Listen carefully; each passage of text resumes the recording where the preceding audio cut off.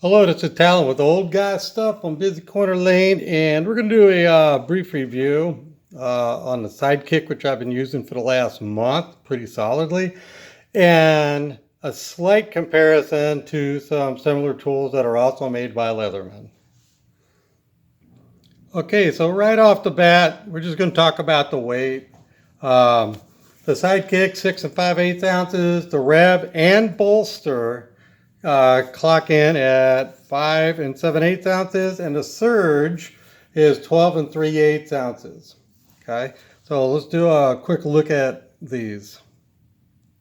Okay, the Surge, which is on the right, is more of what I would consider to be a higher end tool than the Sidekick or the Rev or the Bolster or those, and that's just because of the price.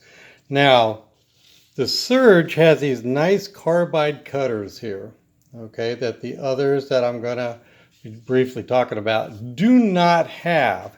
Now, what's really good about these cutters is they're replaceable. So if you mess one up, like as opposed to with the Sidekick, you mess that up, well, too bad, you're going to have to send it in to get some warranty work done on it. But if I mess these up, I can just order those carbide cutters and replace it. And these are so strong, I've gone through an 8-penny nail with them just to see if I could do it. And so these are pretty hefty, but the others are not as strong. Okay, I will never take that chance with the others. Okay, now for the nitty gritty on this. The Sidekick, which is the main one we're going to be talking about, and a brief demonstration on some of the uses, is on the left. And the Rev is on the right. I don't have the Bolster here, but the only difference in the Rev and the Bolster is this tool right there, which they call the package opener. Let me zoom that in. Okay. This one right here that they call the package opener is replaced with this short serrated blade. That is the only difference in the Rev and the Bolster.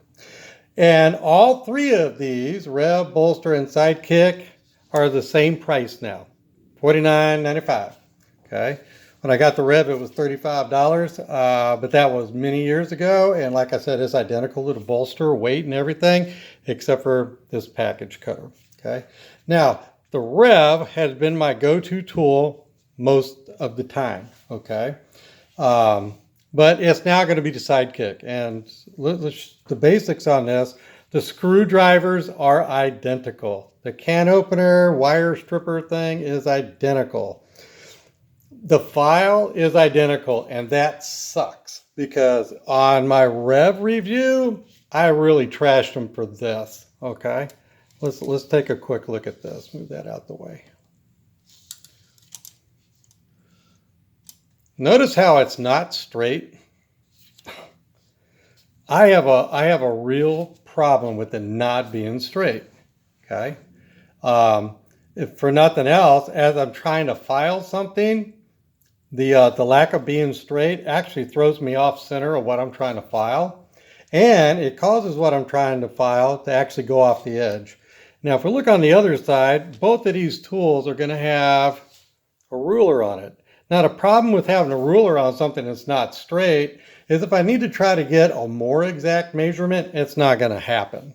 Okay, because the fact that this is curved on one side and then almost like arrowhead, reducing the width on the other side, it's going to throw you off on measurements. So I really don't like that. I wish they would have done something with that, and just, I don't know, filed it down, made it straight, but they didn't do that. Okay, the can openers on both of these work really good.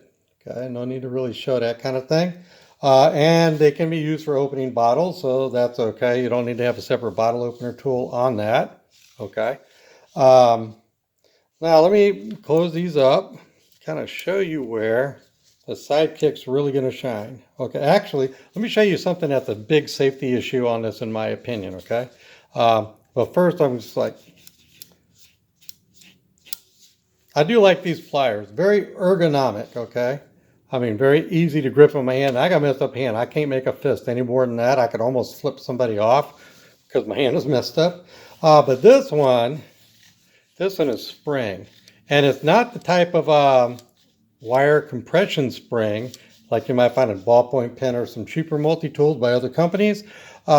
This one is actually a cam mechanism similar to what you're going to find on the Boatsman. Okay, it has this little cam area in there, which allows it to spring back. So that's a big plus in my opinion. Okay, now let me talk about the what I consider to be a safety concern, and then we're going to put a little bit of work to this. Okay, when the tool is closed, you got to open it up to get the tools exposed, and I don't mind that. I'm okay with that, except for the two main blades, the saw blade and the main knife blade. You have to open it up, okay? Which is okay. I don't mind that. Now, on this side is the screwdrivers, but on this side are the other tools, including that small serrated blade, okay? Now, here's the problem.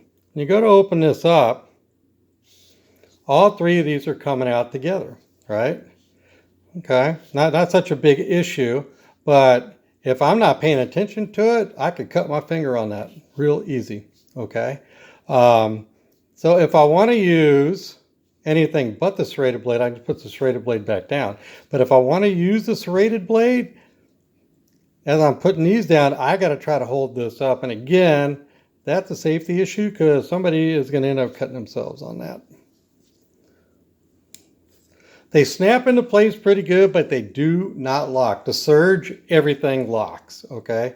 But on these, this blade is not going to lock, and they should have done it to where it did. Okay, let me go ahead and get this closed. Oh, now let's go over this real quick. This is a safety feature I like. Since you have to open the tool to get the blade exposed and close the tool to use it. If this blade comes down accidentally, you make it come down.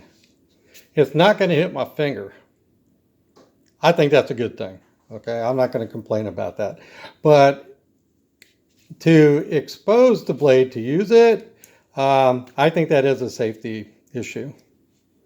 All right. Okay, so now on the other part of this, we have this blade, which of course is identical to the one on the Rev.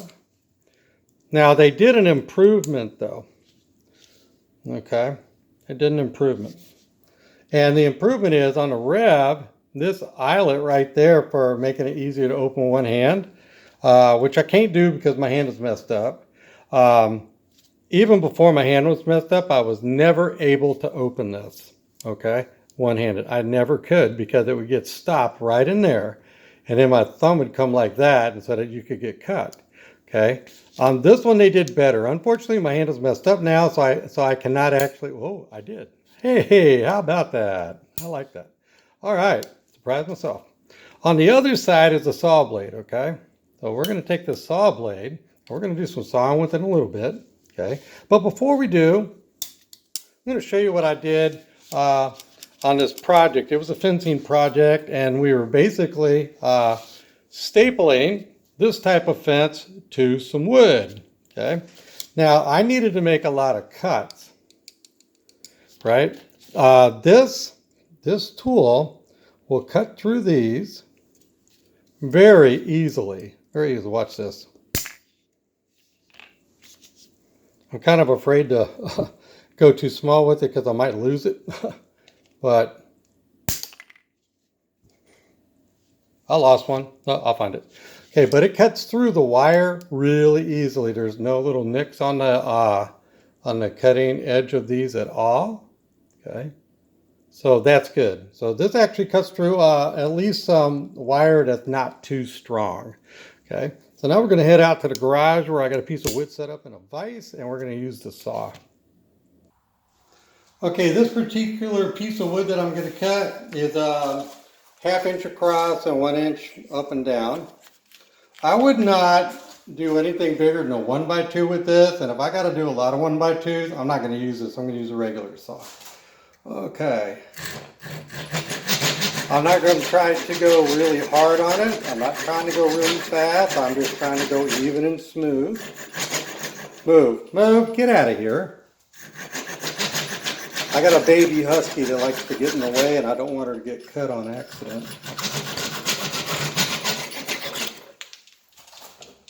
hold on a second. Hey, baby, come here. Come here, come here. Ah. Oh, she's stealing wood. Okay, that's a good little saw. It kind of surprises me that it does so well, even though it's only about 3.5 inches long. But this tool is more of a jack of all trades, master of none. I think I mentioned that one already. And I'll give you a good example on this when it comes to the screwdrivers, right? I'll just pull this one out. They snap into place, they don't lock, so they could end up, coming down on you. But this is not going to be able to actually do a recessed screw, like say on an appliance like a fan or something where they have them recessed and narrow holes. But you'd have to have a wide hole that's about 3/8 of an inch in diameter and no more than an inch deep. Okay, so if you're going to have to do something like that, then you definitely have a dedicated screwdriver, If I got to cut a lot of wood, I'm going to have an actual dedicated saw, not the one on this. But the whole idea of this tool was to let me carry that around in the yard, not have to have all my other tools with me. And then when I'm doing something like, say, cutting some fence or, tightening up a screw that's exposed, that kind of thing, then this kind of tool is perfect. Okay, so if I had to give this a score, I'd probably say about a 9.5 out of 10. It's not bad at all. This has been Talon with Old Guy Stuff on Busy Corner Lane. Have a safe, happy, peaceful, wonderful day, and goodbye.